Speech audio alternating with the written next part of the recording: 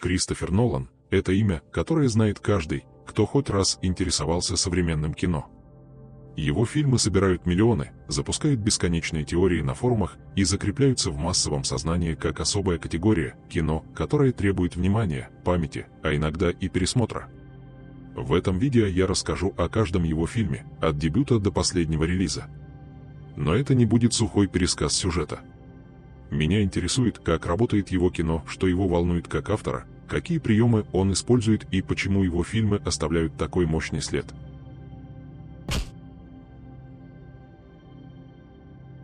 Первый полнометражный фильм «Преследование» снят за гроши на пленку 16 мм, с друзьями в главных ролях и минимальным набором локаций. Несмотря на это, уже здесь угадывается фирменный стиль, нелинейный монтаж, главный герой одержимый идеей и атмосфера паранойи. История писателя, который начинает следить за незнакомцами в поисках вдохновения, быстро превращается в игру манипуляций и двойного дна. Этот фильм как черновик его будущих работ. Интересно наблюдать, как в этом камерном эксперименте рождаются зачатки «Мементо» и «Начало». Для дебюта более чем убедительно.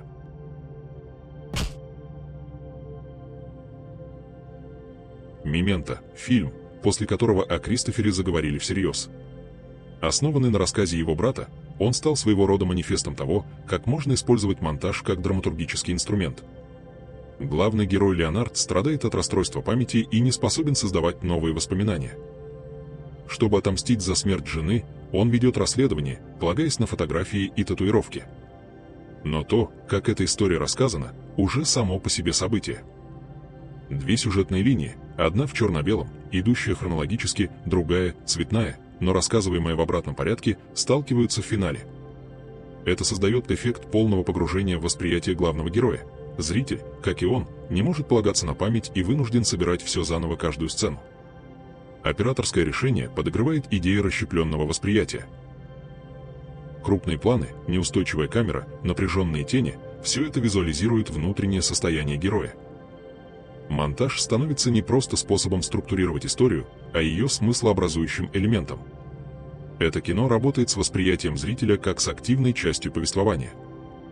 Я пересматривал «Мементо» несколько раз и каждый раз открывал что-то новое.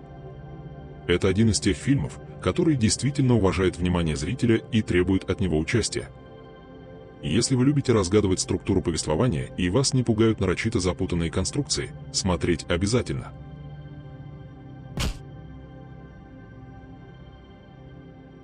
После успеха «Мементо» Нолан соглашается снять ремейк норвежского триллера «Бессонница», и это становится его первым студийным фильмом, а заодно и первым опытом работы с большими актерами. На первый взгляд кажется, что фильм выбивается из общего ряда. Это не масштабная головоломка, не игра со временем, не научная фантастика. Но на самом деле уже в «Бессоннице» Нолан начинает оттачивать свои темы и методы, которые потом будут встречаться снова и снова.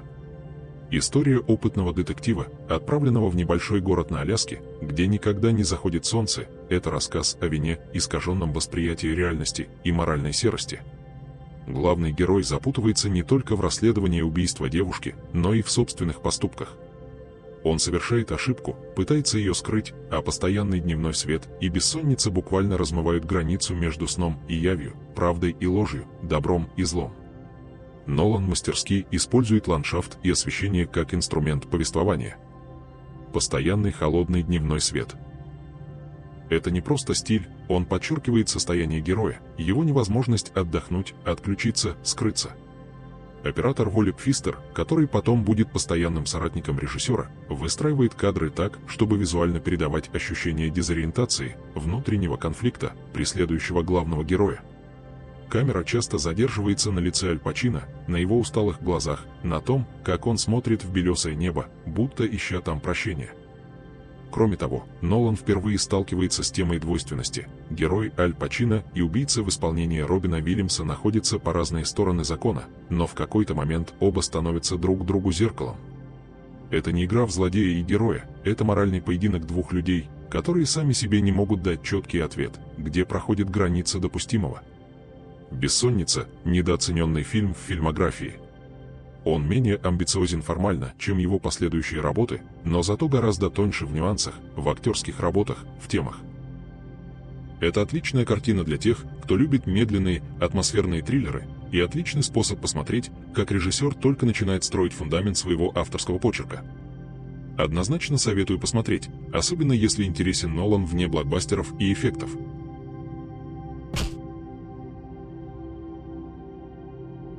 Нолан подошел к супергеройскому кино не как к жанровому аттракциону, а как к мифу. Он исследует происхождение Брюса Уэйна, не превращая это в банальную предысторию, а придавая ей психологическую глубину. Большое внимание уделено страхам, утратам, моральному выбору героя. Фильм не столько о становлении супергероя, сколько о поиске смысла справедливости. Темп размеренный, визуальный стиль сдержанный, город мрачный, архитектурно грубый. Камера много работает с затемненными интерьерами и игрой тени, создавая ощущение сдавленности и тревоги.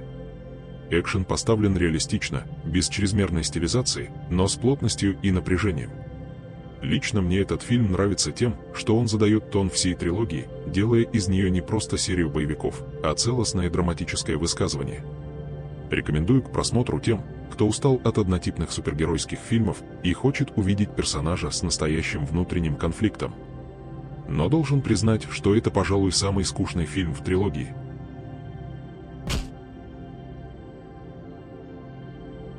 «Престиж» – один из самых многослойных фильмов режиссера.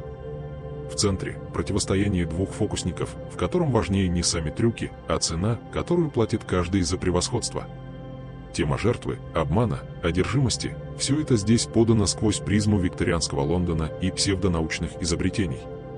Фильм выстроен как сам фокус, со сломом ожиданий и неожиданной развязкой.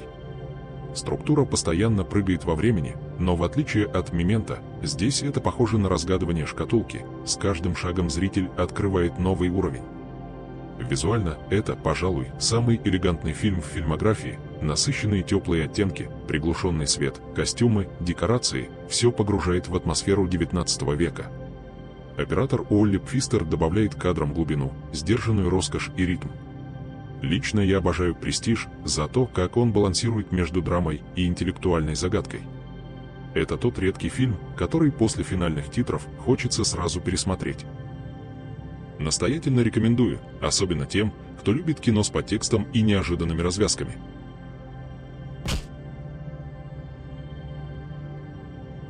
Если «Бэтмен. Начало» был заделом, то «Темный рыцарь» стал прорывом. Нолан делает из супергеройского фильма криминальную драму с масштабом трагедии. Джокер – не просто антагонист, а философский вызов всей системе морали.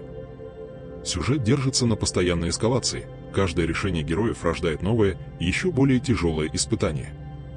Фильм снят частично на IMAX-камеры, и это заметно, ночной город приобретает монументальность. Монтаж острый, напряженный, а музыка Ханса Циммера усиливает ощущение надвигающейся катастрофы. Динамика здесь сочетается с философией, зрелищность с этическими дилеммами. Для меня это один из лучших фильмов в своем жанре, потому что он не упрощает конфликт, а наоборот, делает его глубже. Смотреть обязательно, даже если вы не фанат супергероев. Это настоящее кино о хаосе, страхе и выборе.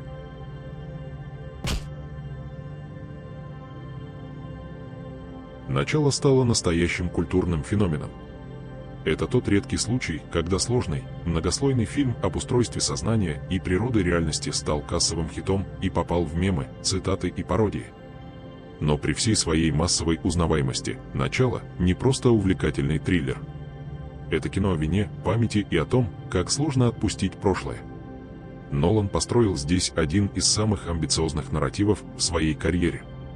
Главный герой, Доминик Коп в исполнении Леонардо Ди Каприо, ворует идеи из подсознания людей во сне, но теперь получает обратную задачу – не выкрасть, а внедрить мысль. Чтобы сделать это, нужно проникнуть не просто в сон, а в сон внутри сна. Такая структура открывает перед режиссером бесконечные возможности, и он ими пользуется.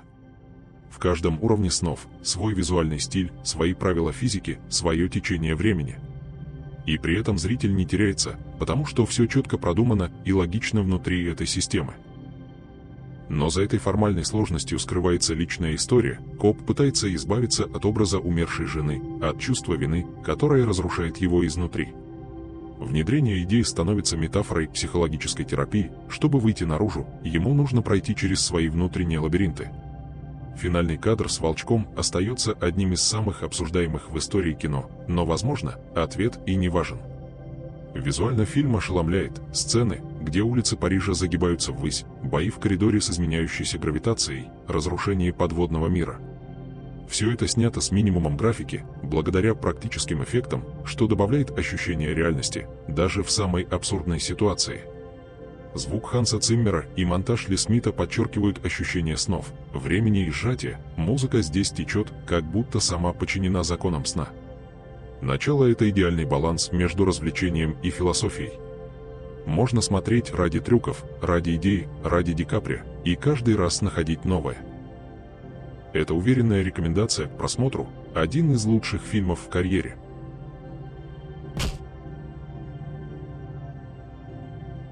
Заключительная часть трилогии о Бэтмене, самая масштабная и, пожалуй, самая трагическая.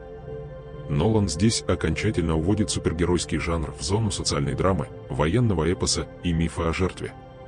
Это фильм о том, как под маской героя скрывается человек, и даже этот человек может быть сломлен, физически и морально, но все же выбрать путь возвращения.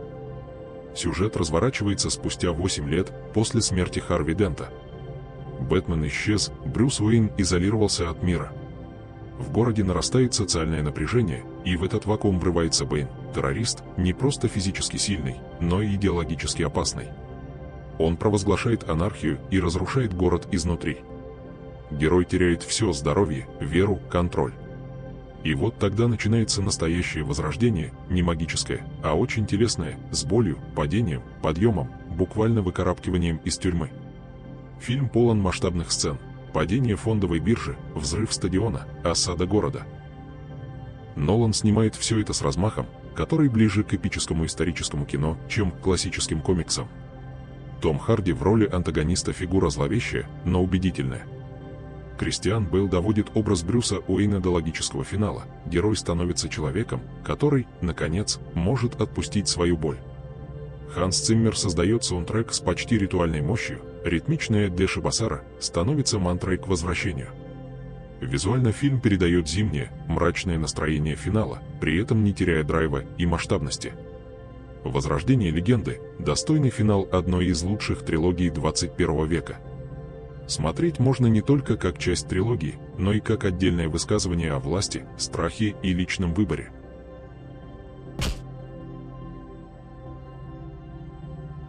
Возможно, это самый эмоциональный и амбициозный фильм в фильмографии. Он обращается сразу к нескольким темам – космосу, времени, выживанию, но в центре – очень личная история о связи между отцом и дочерью, о любви, которая пересекает пространство и время. Это история о человечестве на грани вымирания, но прежде всего о человеке, который хочет спасти свою семью. После «Темного рыцаря» и «Начала» казалось, что Нолан закрепился как мастер эффектного боевика, но этот фильм стал чем-то иным. Это кино, в котором научные идеи и человеческие чувства существуют на равных правах. Нолан консультировался с физиком Кипом Торном, чтобы максимально достоверно изобразить черные дыры, кротовые норы и релятивистские эффекты времени. Но его цель – не только впечатлить зрителя масштабами и реализмом, а использовать науку как фон для разговора о фундаментальных вещах – страхе потери, вере, времени как враге и спасителе одновременно. Сюжет нелинеен, но не путан, он подан четко и последовательно. Вначале мы в пыльной, умирающей земле, где фермер Купер в исполнении Мэтью МакКонахи чувствует, что его место не здесь. Когда появляется возможность отправиться в экспедицию за пределы Солнечной системы, он соглашается, зная, что может больше не увидеть своих детей. С этого момента начинается эпопея, в которой главной драмой становится не выживание планеты, а расстояние между отцом и дочерью, которое измеряется уже не километрами, а годами. Операторская работа блестящая. Пространство и свет здесь играют не меньшую роль, чем актеры. Панорамы Сатурна, вихрь аккреционного диска, съемки IMAX без компьютерной графики в сценах на Земле – все это создает ощущение реального присутствия. Звук тоже становится персонажем. Саундтрек Ханса Циммера использует органные партии, чтобы подчеркнуть как духовную, так и космическую масштабность происходящего. Моменты безмолвия в вакууме или затухающие гудки корабля звучат сильнее, чем любые спецэффекты. Символика и метафоры в фильме тоже на месте. Пятимерная библиотека, где Купер через гравитацию посылает сообщение своей дочери в прошлое, это одновременно и научная гипотеза, и мощная метафора того, как любовь и память соединяют людей, даже если их разделяют световые годы. В финале фильм достигает кульминации не в научном открытии, а в эмоциональной развязке. Герои воссоединяются, пусть и не в молодости, и не навсегда. Это один из самых важных фильмов в карьере. Это редкий случай, когда режиссер совмещает интеллектуальную фантастику с искренней мелодрамой и при этом не теряет контроля ни над тем, ни над другим. Он говорит о чувствах не словами, а масштабами, и это работает. Смотреть обязательно, особенно если вас интересует кино, которое заставляет думать и чувствовать одновременно.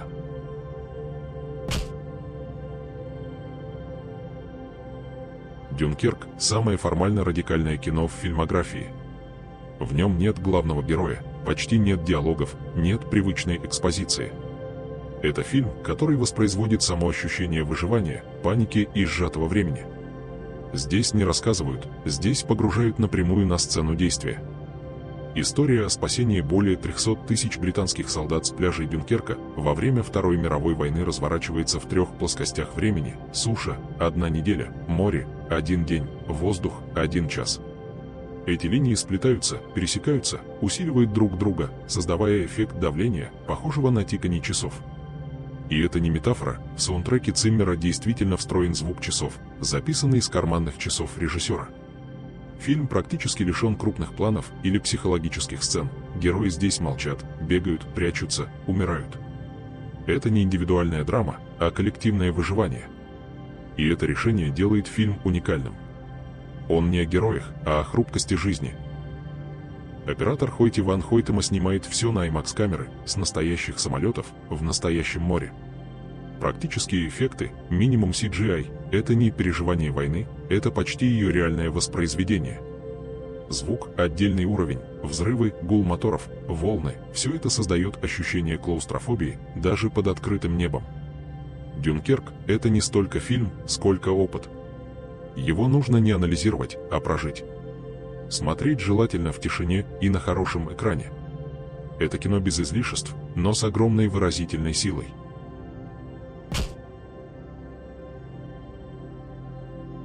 «Довод» – пожалуй, самый технически амбициозный и одновременно самый запутанный фильм в карьере режиссера. Здесь он не просто играет со временем, а буквально инвертирует его, заставляя объекты и людей двигаться вспять в пределах одной и той же сцены. Это требует от зрителя предельной концентрации, сюжет сложен, объяснения лаконичны, и многое приходится додумывать самостоятельно. Главный герой, которого так и зовут, протагонист, становится проводником через мир шпионажа, оружия будущего и инверсии времени. Режиссерские и операторские приемы в «Доводе» – отдельный уровень мастерства. Многие сцены сняты с минимальным использованием графики, реальные каскадерские трюки исполнены как в прямом, так и в обратном движении. Погони, перестрелки, бои – все это работает не только на уровне зрелища, но и как визуальная метафора идей фильма. Музыка Людвига Горансона отлично вписывается в напряженный ритм и подчеркивает ощущение тревожной неизбежности. Для меня «Довод» — это эксперимент, который заслуживает уважения. Он не так эмоционален, как предыдущие работы, но интеллектуально захватывает. Рекомендую тем, кто любит разгадывать кино как головоломку и готов к сложному, почти математическому восприятию сюжета.